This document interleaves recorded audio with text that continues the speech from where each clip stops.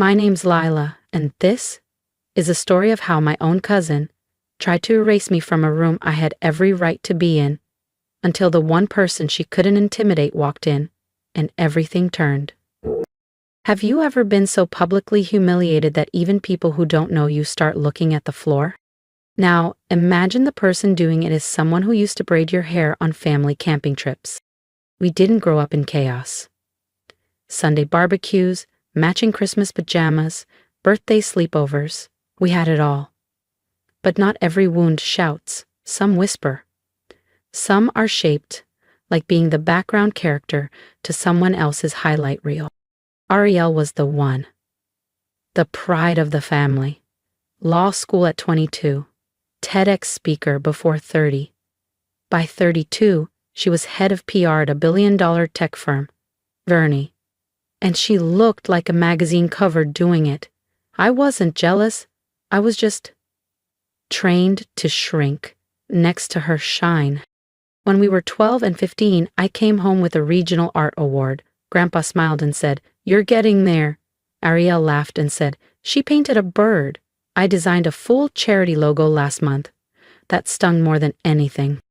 15 years later, I was 30 and nervous, standing in the elevator of Halston and Root, a sleek startup tucked inside a converted Brooklyn warehouse. I'd practiced my pitch, ironed my sleeves twice, and carried a copy of my portfolio I'd triple-checked for typos. I wasn't polished, but I was persistent. Self-taught in design, 10 clients from the ground up, a visual identity for a local women's shelter that caught national press. I had something real. In the waiting area, everyone looked like they'd stepped out of a New York ad. Patent heels, perfect teeth, leather briefcases. I sat on the edge of a concrete bench, neither in nor out. Then the door creaked open, and in walked Ariel. My stomach dropped. There she was, exactly as I remembered. Effortless command. Her navy silk blouse shimmered under the overheads like something straight off a runway. Her dark hair was twisted into a bun, so precise it could have been sculpted. Her heels tapped across the floor, like punctuation. Period. She didn't even glance my way, not a flicker of acknowledgement. Ariel walked straight to the front of the room, gave the panel a dazzling smile, and took her seat with a monogrammed travel mug that practically shouted executive tier. It took me a moment to understand. She wasn't here to interview. She was on the panel. No hi, no smirk, just frost. An assistant came around with a tray of coffee for the candidates, 1 cup each, a courteous, careful handoff. Until she reached me. There was a pause. A glance from Arielle, barely a shake of her head. The tray moved on. "No cup for me." I didn't react. Just held my resume folder tighter across my lap, swallowed the heat rising up my neck. Then I heard it. Her voice just low enough to sting. "She still dresses like she lives at thrift stores." The woman beside her chuckled politely. I looked down at my blazer. One shoulder had a loose thread I'd meant to fix. It was clean. It was mine. And I wasn't 12 anymore. This wasn't our cousin's attic or whispered digs across bunk beds. This was a job I'd earned a shot at. Then the moderator called for introductions. Each candidate stood, name, credentials, polished anecdotes, Ivy Leaguers, founders. One guy mentioned his TED Talk. Then it was my turn. I stood. "My name is Lila Ames. I build things that work for people who don't usually get invited to rooms like this." And for the first time that morning, Ariel looked up. I stood, walked forward, tried to keep my voice steady. Pressurized placed my resume on the table, right in front of Ariel. She didn't look at me. Not once. She skimmed it for half a second, her face unreadable, then slid it to the panelist beside her like it was a napkin. No greeting, no acknowledgement, no questions. I stayed standing, waiting. Silence. I walked back to my seat. It felt colder than before, like the cushion had absorbed the humiliation. Behind me, someone muttered, "She's in UX? Seriously?" A laugh followed, soft, cruel, could have been anyone. I didn't turn around, but I felt Ariel's smirk behind me like a blade tucked between my ribs. I'd worn this role before, not in this building, but in this dynamic. The disposable one. The girl with potential who never quite earned a seat at the grown-up table. I remembered my first paid freelance job, a community platform for a youth shelter. I'd built it from scratch. Wireframes, user flows, front end, back end. One of the proudest things I'd ever done. Over dinner once, I showed it to Ariel. She nodded once, no feedback, no warmth. A month later, her firm unveiled a platform for a political nonprofit. The layout, uncomfortably familiar. The structure, the colors, even the phrasing in the nav bar, mine. When I asked, she smiled and said, "Ideas float, Lila. Can't trademark a thought." But we both knew the truth. And now, here we were again. Greg, a panelist with designer glasses and a rehearsed smirk, leaned back in his chair. "So," he asked, "what makes you think you're ready for prime time?" I opened my mouth. But Arielle cut in. "While I was speaking at a digital equity summit in London," she said airily, "Lila was still uploading her portfolio to Canva." Scattered laughter. The old sting burned up my spine. I didn't flinch. I sat perfectly still, hands clasped, spine upright, calm. But inside, something shifted, something solid. I didn't come here to beg for a seat. I came because I had earned one. So I stood again. Without speaking, without apology, I walked out of the room. Down the hall, past the front desk, out into the Brooklyn wind. 3 blocks later, I found a narrow cafe wedged between a dry cleaner and a boarded-up record store, the kind of place that hadn't been remodeled in decades. It smelled like burnt beans and second chances. I ordered a drip I wouldn't drink and took the far corner table. My resume was still in my hand. A red stamp across the top read, "Unqualified." Not real, just something my brain printed over the truth.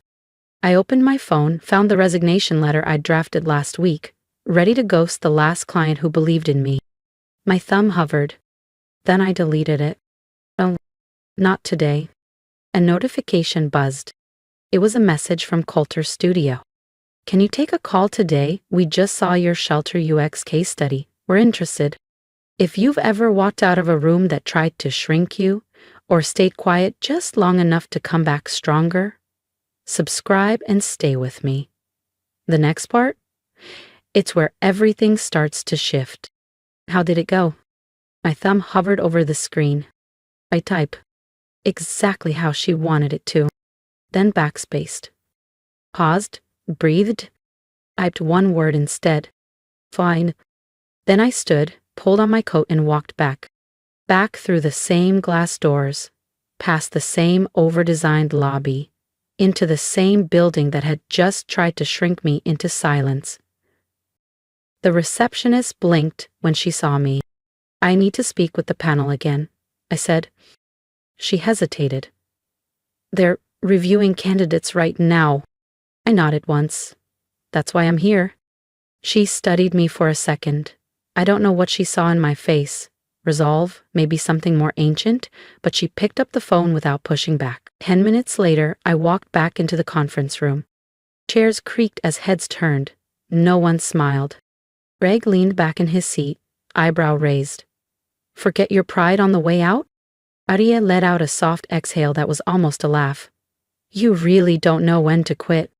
"I'm not here to beg," I said, stepping forward and placing a slim folder on the table. "You left something out." Laura, one of the quieter panelists, frowned. "What is this?" "My actual work," I said. "The foundation of systems your firm still relies on." Greg opened his mouth to fire back, but he didn't get the chance. The door behind me opened again, and Coulter stepped in. No suit, just dark slacks and a crisp white shirt. Untucked, confident, undeniable. Every head in the room turned toward him like they'd just remembered the sun existed. He walked past the panel, past Ariella. He came to me, laid a calm, steady hand on my back. "Are you okay?" he asked. "Only me." Ariel's face stiffened. Coulter. He didn't look at her. He didn't even blink in her direction. Instead, he turned to the room. Interesting, he said. Some of you seem to know me well enough to CC me on pitch decks, but not well enough to recognize the person whose frameworks you've been repackaging. Greg stood halfway. Sir, if we had known. Known what? Coulter said, voice steady. That Leela's the architect behind the compliance infrastructure that secured your last 2 contracts with us? That her name is on every documentation line you just ignored? He flipped open the folder. My name was there, top right corner of every page. Code screenshots, signed memos, a freelance agreement bearing their company seal. He turned to Greg. Tell me, when did humiliating qualified candidates become a branding strategy here? Silence. Laura flipped slowly through the documents. Her face paled. This isn't in our records. No, I said, because someone made sure it wasn't.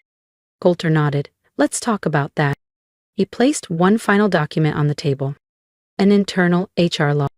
The header read, Archived, Recruitment Feedback, 2019. Below that, my name. Next to it, a string of flagged comments from a prior application round. Displays resistance to feedback. Would not be a cultural fit. A history of unpredictable collaboration. Each note had a timestamp and a source login. Edavero asked Ariel, her face drained of color. I was protecting the company, she said tightly. We can't just hand roles to girlfriends. I looked at her, calm, steady. The only favoritism here, I said softly, was you shielding your position from someone you didn't expect to keep up. Greg shifted in his chair, but Coulter raised a hand to stop him.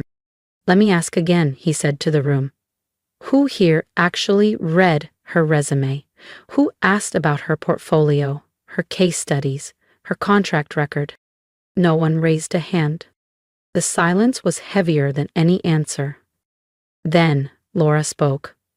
Quiet, but certain.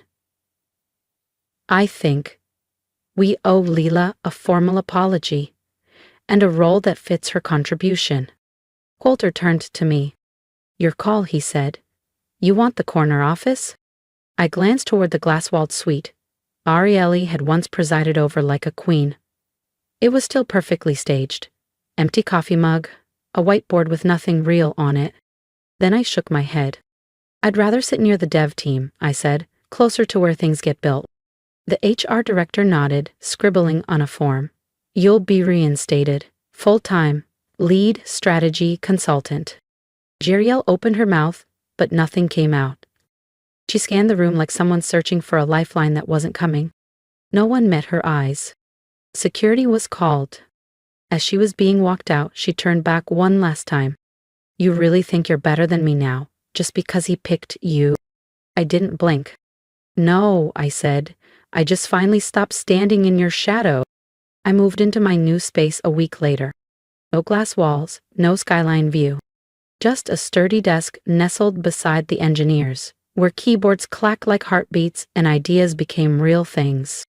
I found the resume they'd torn up, taped it back together, not as a trophy. It's proof. Proof that I'd been overlooked, scratched out, dismissed. And still, returned. Above it I pinned a note I'd scribbled in a notebook 3 years earlier, back when rent was late and hope felt expensive. No one sees the quiet builder until the building outlasts the storm. 2 weeks later, a young woman passed by my desk, holding her resume like it might collapse in her hands. Our eyes met. She didn't smile, but she paused. I nodded. She stepped into the room. Later, she found me. They called me back, she said, for the role you said I should apply to. Smiled. You deserve it. Her grip on the resume shifted, just slightly, but her posture straightened, shoulders back, chin lifted, just enough to see something quiet and solid settle inside her. And maybe that was the real ending. Not revenge, not titles or corner offices, but something harder to earn and far more lasting. Freedom. Freedom from silence. From waiting for permission. From dimming yourself just to make someone else comfortable. Ariella used to say I'd always be beneath her. Turns out, I just had to stop standing in her shadow. If you've made it this far, thank you. Truly. Telling this story meant reopening wounds I thought had scarred over, and maybe they had. But sometimes healing requires being witnessed, so if something in my story stirred something in you, I'd love to hear from you. Leave me a comment, not just for me, but for the next person reading, the one who hasn't found their voice yet.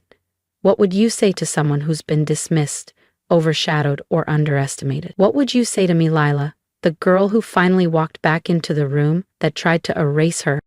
I'm not asking for sympathy, I'm asking for solidarity. And if you've ever been in that position, working quietly, loving deeply, showing up fully, only to be overlooked or made small, let me say this: you are not invisible. Your work matters. Your voice matters. You don't have to be the loudest to be strong. You don't have to be perfect to be worthy. Don't wait for someone else to tell you you're ready. Don't shrink for anyone's comfort, not even family, especially not family. The moment I stopped waiting for permission was the moment I stepped into my own power. It didn't come with applause. It came with peace. And that peace is worth everything. So if my story lit even a small spark in you, please like, comment, and subscribe. Not for me, but for the community we're building here. A space for quiet strength, real stories, and unapologetic growth. Because this isn't just my story. It's ours. Good night. Are you ready to speak?